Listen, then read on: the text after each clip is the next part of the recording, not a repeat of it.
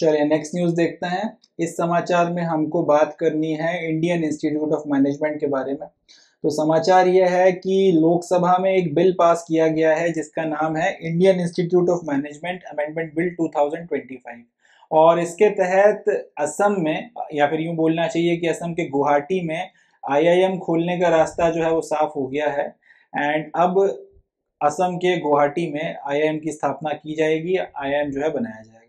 ये north east में दूसरा आईआईएम होने वाला है आफ्टर आईआईएम शिलोंग। तो नॉर्थ ईस्ट को अब दो आईआईएम मिल गए। एक Indian institute of management Shillong पहले से ही काम कर रहा है मेघालय में, और अब आपका Indian institute of management Guwahati में बनाया जाएगा। इसी के साथ में असम भारत का दूसरा ऐसा, असम नहीं, गुवाहाटी जो है भारत का दूसरा ऐसा शहर बन गया है जहाँ पे आईआईटी भी है और जहाँ पर आईआईएम भी है। पहला शहर जो इस तरीके का है वो इंदौर है। इंदौर में आईआईटी भी है और आईआईएम भी है। इसी तरीके से अब असम के गुवाहाटी में भी आईआईटी तो पहले से ही था और अब आईआईएम भी खुल गया है। चले, तो ये सीधा सीधा एक क्वेश्चन यहाँ से बनता है कि रिसेंटली आईआईएम की स्थापना करने के लिए जो बिल पास हुआ है उसके तहत में आईआईएम कहाँ स्थापित किया जा रहा है।